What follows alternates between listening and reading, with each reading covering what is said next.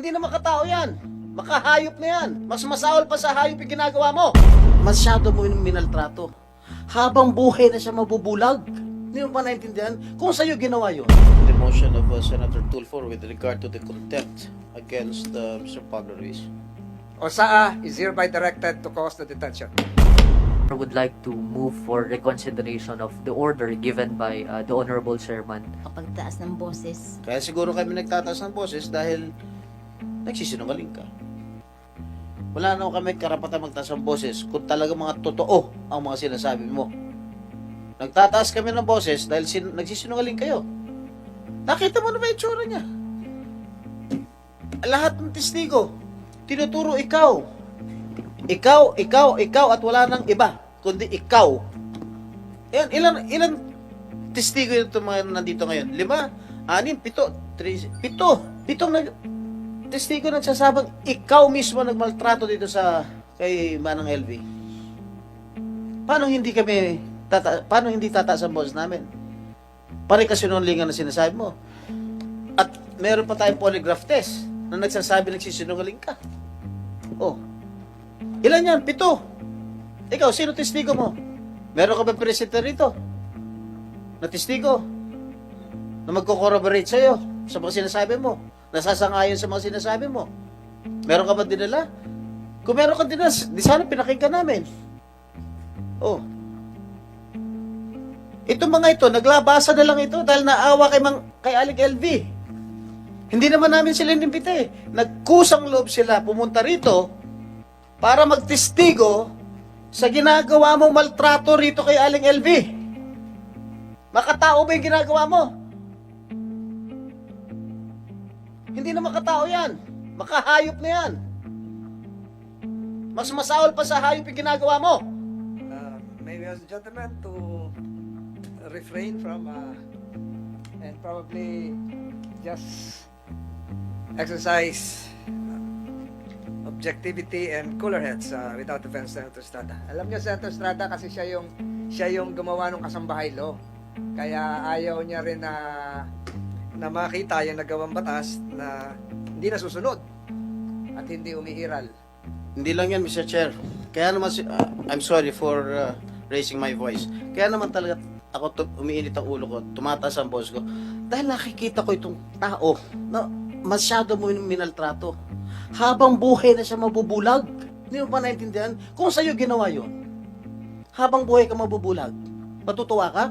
Matutuwa yung mga kapatid mo? Matutuwa yung mga anak mo? Tingnan mo.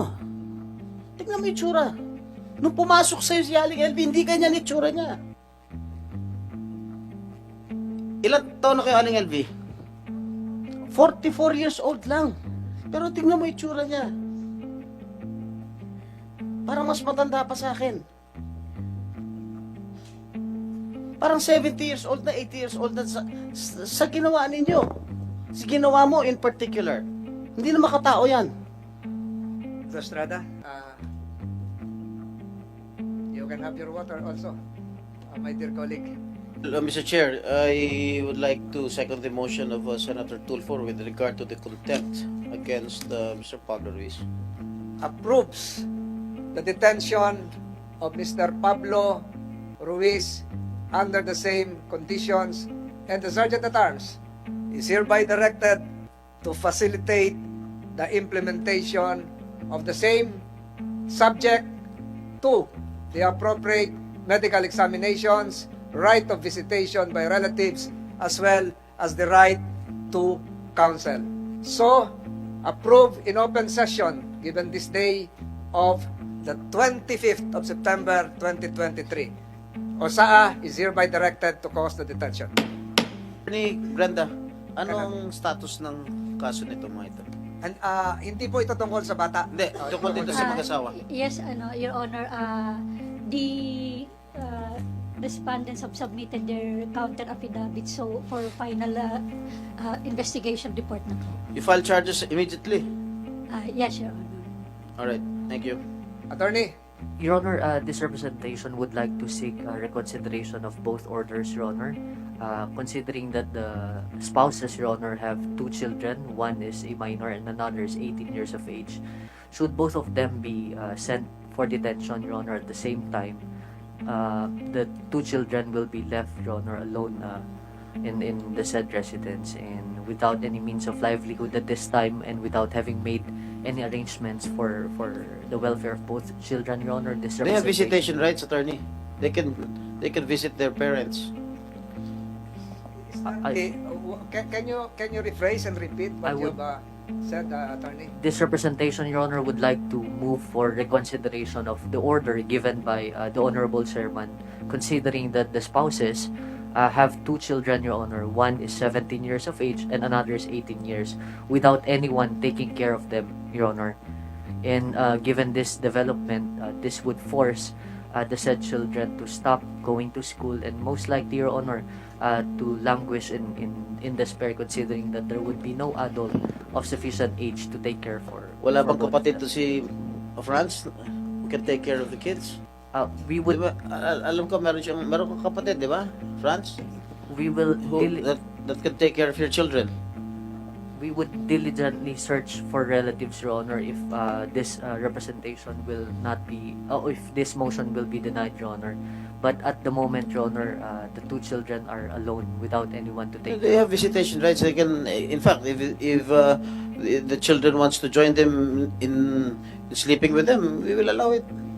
We will allow them to sleep with the parents. If that is the pleasure of this honorable committee, Your We Honor, give time I to just- the council to consult again with the Ruiz couple. Mag-usap kayo saglit. We'll give you a minute or so. May we ask the Department of Social Welfare, present here, the officials, what interventions can you do to protect the interests of the children? Sinong head ng DSWD? Habang nag-uusap kayo, attorney, sinong head ng DSWD? Mr. Chair, ako po ay from Occidental Mindoro, PSWDO. Actually, nakikipag-coordinate sa akin si attorney sa CHR para po i-locate yung dalawang bata. So, tatlong beses kami nagpunta sa kanilang bahay. Wala po doon yung si Mr. Ruiz at saka yung dalawang bata. So, naandun naman, Ano ibig sabihin po, wala sa bahay? wala po sa Occidental Mindoro. Meron kayong kamag-anak na pinuntahan? Actually, ang kausap po namin yung sister ni Miss Franz, si Nene, na siyang nagtitinda at saka nag-take charge dun sa kanilang tahanan. Hindi, wala ho kayang nilipatan yung dalawang bata? Actually, wala po kaming makuhang magandang sagot kasi actually binigay din sa amin ang number ni Sir Ruiz. Pero hindi rin po Can namin we siya discuss na-contact. this at the conclusion of this hearing in an executive session with CHR and the SWD? Yes, Your Honor. So, meron kayong kapatid, Mrs. Ruiz, na naiwan sa inyong lugar. Meron din po kayong kamag-anak kaya na pinuntahan. Hindi pwedeng hindi nyo sagutin to kasi ayaw naman natin mapahamak yung mga bata at we're always after the best interest of your children. Kung merong tinutuluyan sila ngayon dahil di sila makita ng DSWD, ayaw natin silang mapahamak. Gusto pa natin silang matulungan din at mapunta sila sa mabuting kondisyon. So, kung yun ang inaalala ni attorney at meron ka namang alam na pinaglipatan sila na kumupkup sa kanila ngayon, kung ano may tutulong ng DSWD at Commission on Human Rights, hindi po natin naharangin yan. Pagkos gusto pa natin silang matulungan, magpatuloy ang kanilang pag-aaral at mapalagay sila sa mabuting kondisyon habang kayo ay nasa piitan. Mr. Chair, and besides, if I may interject, Mr. Chair, yung anak ni Franz, yung nagtestigo in executive session, nasa tamang edad na, 18 anyos, alright? At nakatira sa dorm. So, she's already independent. Nakatira sa meron kayo apartment, sariling apartment yata, di ba? Nangungupahan. The older child, Your Honor, is living in the same apartment in Batangas. However, since the time that the issue broke out, there was no more available housing. Who is she living with? At present, Your Honor, she is accompanying Mr. Ruiz in coming to the Senate, Your No, Honor. sinong kasama nung anak niya ron sa Batangas? From the time that that Mrs. Ruiz was detained, they were both in the custody of the father. So they were following him from Batangas, going back to Pasay and to Batangas again, Your Honor. Yung kapatid ni Franz? The sister, Your Honor, is left in Mindoro, Occidental, Your Honor. To take care of the business. to take care both of Or maybe her, we can her household. we can ask Mrs. Franz to talk to her sister to take care of her children. Yung isa pa, meron pa isang bata. Mr. Chair, dalawa po yung anak ko. Sila lang po dito. Kasama nga ni Mr. ngayon nandyan. Kung saan si Mr. dala-dala niya. Banggitin kasi Opo. dapat maprotektahan natin Opo. yung mga bata. Kasi wala po silang kasama. But the committee, as intimated by Senator Estrada, will provide extra space for the children if they so desire. If the parents would also desire to have the children with them in the premises of the Senate. But again, DSWD, Commission on Human Rights, I think you should both coordinate on how to protect the best interests of the child, how to ensure that they continue with their studies, how to ensure that they have the same allowances received before, and how they should be prevented from being quote-unquote bullied likewise because of the presence of the social media. Hindi po natin gustong sirain yung pag-aaral ng mga anak nyo. Napakalayo po sa isipan ng committee yan. Gusto pa namin maprotektahan yung inyong mga anak. Kaya pinapahintulutan namin po sila na kung gusto nyo makapiling dito sa premises ng Senado, ay yun po ay pahihintulutan. Senator Estrada? Malaya silang bumisita sa inyo araw-araw, gabi-gabi, minuto. Kung gusto nilang matulog dyan sa Senado, sa inyong piitan, we will not question it. That's enough. We will submit, Your Honor, Alright. and we will coordinate with the CHR regarding the welfare of the children. Although, for the record, we will not be bringing the children to the detention facility since the same may have certain effects, Your Honor, with respect to May I get opinion of the human rights? Is that acceptable? Opo. Yung pagbisita? Kasi meron, hindi naman natin tinatanggal yung visitation rights ng immediate families, especially the minor children. No. Okay naman na matulog sila kung gugustuhin ng mga bata doon Yes, sa Yes, Your Honor. sa kahit meron separate room. There is a separate room para hindi maluwag-luwag naman. May Sa akin to that. meron bang General, separate room yung may ano isang kwarto para sa mga bata just in Na case hindi gusto naman sila matulog? nakapiit na may tutulugan lang sila. May kama or whatever, ha? So, may kwarto naman na hindi kailangan kasama sila. Yung pwede silang, they're not considered as detainees. They're considered as visitors. Yun, papayagan namin yun. Buti nga, kaya may The- aircon pa, kami wala eh. the arrangement, Your Honor, that we have in mind would have to be in Batangas so that the children could continue with their school, Your Honor. So going to Pasay would be difficult, Your Honor, since Will the DSWD supervise the children to ensure that they go to school? Hindi naman yung maglakwat siya na lang o mapabayaan. As secondary parents, the DSWD, can you act as loco parente? Your Honor, it was turned over already to CSWDO. Yung dalawa pong bata at saka yung pong case ni Nanay LV. So, CSWDO is here. yes po. So, can you take cudgels for the children?